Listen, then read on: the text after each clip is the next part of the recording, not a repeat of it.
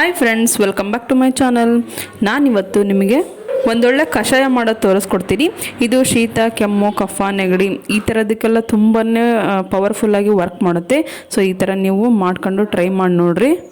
ಮತ್ತು ಇದು ಫುಲ್ಲಿ ಆಯುರ್ವೇದಿಕ್ ಆಗಿರೋದ್ರಿಂದ ನಿಮಗೆ ಯಾವುದೇ ಥರ ಸೈಡ್ ಎಫೆಕ್ಟ್ ಇರಲ್ಲ. ಬನ್ನಿ ಇವಾಗ ಅದಕ್ಕೆ ಯಾವ್ಯಾವ ಇಂಗ್ರೀಡಿಯೆಂಟ್ಸ್ ಬೇಕು ಅಂತ ನೋಡ್ಕೊಂಡು ಬರೋಣ. ಇಲ್ಲಿ 4 ಟೇಬಲ್ ಸ್ಪೂನಷ್ಟು ಧನಿಯಾ ಕಾಳು, ಕೊತ್ತಂಬರಿ ಕಾಳು ತಗೊಂಡಿದ್ದೀನಿ. ಸ್ವಲ್ಪ ತುಳಸಿ ಸೊಪ್ಪು, ಆದಷ್ಟು ಕಪ್ಪು ತುಳಸಿ ತಗೊಂಡ್ರೆ ಒಳ್ಳೆಯದು. ಒಂದು 2 ಇಂಚಷ್ಟು ಶುಂಠಿ, ಒಂದು 10ರಿಂದ 12 ಲವಂಗ, 1 ಟೀ ಸ್ಪೂನಷ್ಟು ಕಾಳು ಮೆಣಸು, ಸ್ವಲ್ಪ ಬೆಲ್ಲ ಮತ್ತು 1 ಗ್ಲಾಸಷ್ಟು ನೀರು ಬೇಕು. ಸೊ ಇವಾಗ ಇದನ್ನೆಲ್ಲ ಯೂಸ್ ಮಾಡ್ಕೊಂಡು ಯಾವ ಥರ ಕಷಾಯ ಮಾಡೋದು ಅಂಥೇಳಿ ನಾನು ನಿಮಗೆ ತೋರಿಸ್ಕೊಡ್ತೀನಿ. ನೆಕ್ಸ್ಟ್ ಇವಾಗ ಒಂದು ಫ್ರೈಯಿಂಗ್ ಪ್ಯಾನ್ ಇಟ್ಕೊಂಡು, ಸೊ ನಾವಿವಾಗ ಧನಿಯಾ ಕಾಳು ಮತ್ತು ಕಾಳು ಮೆಣಸು ಮತ್ತು ಲವಂಗನ ಒಂದು ಸ್ವಲ್ಪ ಚೆನ್ನಾಗಿ ಫ್ರೈ ಮಾಡಿ ಮಿಕ್ಸಿ ಮಾಡ್ಕೊಂಡು ಪೌಡ್ರ್ ಮಾಡ್ಕೋಬೇಕು. ಈ ಕಷಾಯನ ದೊಡ್ಡವರು 100 ml ಕುಡಿಬೋದು, ಮತ್ತು ಚಿಕ್ಕ ಮಕ್ಕಳಿಗೆ ಹಾಕೋದಾದರೆ ನೀವು 5ರಿಂದ 10 ml ಹಾಕ್ಬೋದು.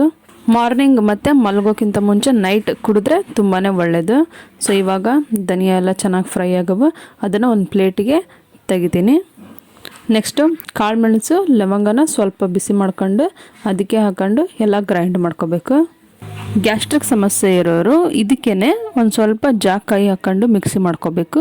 ಸೊ ಆಮೇಲೆ ಮತ್ತೆ ಒಂದು ಅರ್ಧ ಟೀ ಸ್ಪೂನಷ್ಟು ಅರಿಶಿನ ಪುಡಿ ಹಾಕ್ಕೋಬೇಕು. ನೈಸಾಗೆ ಮಿಕ್ಸಿ ಮಾಡ್ಬೇಕಂತೇನಿಲ್ಲ, ಫುಲ್ ತರಿಯಾಗಿದ್ದರೂ ಪರವಾಗಿಲ್ಲ. ಯಾಕೆ ಅಂತ ಹೇಳಿದ್ರೆ ನಾವು ಮತ್ತೆ ಇದನ್ನು ನೀರಲ್ಲಿ ಹಾಕಿ ಬಾಯ್ಲ್ ಮಾಡೋದ್ರಿಂದ ಇಷ್ಟ ಆದರೆ ಸಾಕು. ನೀವು ಈ ಥರ ಪೌಡ್ರನ್ನ ರೆಡಿ ಮಾಡಿ ಇಟ್ಕೊಂಡು ಒಂದು ಏರ್ಟೈಟ್ ಕಂಟೈನರ್ ಬಾಕ್ಸಿಗೆ ಹಾಕಿಟ್ಕೊಂಡ್ರೆ ನೀವು ಒಂದು ವಾರದವರೆಗೂ ಇಲ್ಲಾಂದರೆ 15 ಡೇಸ್ವರೆಗೂ ನೀವು ಯೂಸ್ ಮಾಡ್ಬೋದು ರೆಗ್ಯುಲರಾಗಿ.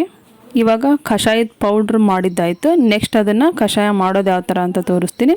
ಸೊ ಇವಾಗ 1 ಗ್ಲಾಸಷ್ಟು ನೀರು ಹಾಕಿದ್ದೀನಿ ನಾನು. ಇದಕ್ಕೆ ನೀರು ಹಾಕಿ 2 ಸ್ಪೂನಷ್ಟು ಕಷಾಯದ ಪೌಡ್ರ್ ಹಾಕ್ತೀನಿ. 2 ಟೀ ಸ್ಪೂನಷ್ಟು ಪೌಡ್ರ್ ಹಾಕಿದ ಮೇಲೆ ಸ್ವಲ್ಪ ಚೆನ್ನಾಗಿ ಕುದಿಯೋದಕ್ಕೆ ಬಿಡಬೇಕು. ಸೊ ನೀರು ಕುದಿಯೋ ಟೈಮಿಗೆ ಶುಂಠಿ ರೆಡಿ ಮಾಡಿಟ್ಕೊಂಡಿದ್ವಲ್ಲ, ಶುಂಠಿನ ಸ್ವಲ್ಪ ಕ್ರಷ್ ಮಾಡಿ ಒಂದು ಸ್ವಲ್ಪ ಜಜ್ಜಿ ನೀರಿಗೆ ಹಾಕಬೇಕು. ಶುಂಠಿ ಚೆನ್ನಾಗಿ ಕುದ್ದ ಮೇಲೆ ಬೆಲ್ಲ ಹಾಕಬೇಕು. ಸೊ ಆಮೇಲೆ ಲಾಸ್ಟಲ್ಲಿ ತುಳಸಿ ಸೊಪ್ಪು ಹಾಕಬೇಕು. ತುಳಸಿ ಸೊಪ್ಪಾಗಿ 2 ನಿಮಿಷ ಬಾಯ್ಲ್ ಆದಮೇಲೆ ಸೋಸ್ಕೋಬೇಕು.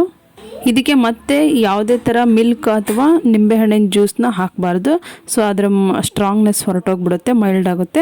ಸೊ ಇದನ್ನು ವಿತೌಟ್ ಮಿಲ್ಕ್ ಅಂದರೆ ಹಾಲು ಹಾಕ್ದಂಗೆ ಕುಡಿಬೇಕು, ಬಿಸಿ ಬಿಸಿದಿರೋವಾಗಲೇ. ಈ ಥರ ಶೀತ ಕೆಮ್ಮು ಆದಾಗ ಈ ಥರ ಸ್ಟಾರ್ಟಿಂಗ್ ಡೇಸಲ್ಲೇ ನೀವು ಈ ಥರ ಮಾಡ್ಕೊಂಡು ಕುಡಿದ್ರೆ ಯಾವುದೇ ಮೆಡಿಸಿನ್ ಇಲ್ದಂಗೆ ಹುಷಾರಾಗಿಬಿಡುತ್ತೆ. ಸೊ ಈ ಥರ ಟ್ರೈ ಮಾಡಿ ನೋಡಿ ನೀವು ಒಂದ್ಸರಿ. ಸೊ ಇನ್ನೂ ಯಾರು ನನ್ನ ಚಾನಲ್ಗೆ ಸಬ್ಸ್ಕ್ರೈಬ್ ಆಗಿಲ್ಲ ನೋಡಿ, ಇವಾಗಲೇ ಸಬ್ಸ್ಕ್ರೈಬ್ ಮಾಡಿರಿ. ಹಾಗೆ ಈ ವಿಡಿಯೋ ಇಷ್ಟ ಆದರೆ ಲೈಕ್ ಮಾಡಿ, ಕಮೆಂಟ್ ಮಾಡಿ, ಶೇರ್ ಮಾಡಿ. Thank you all.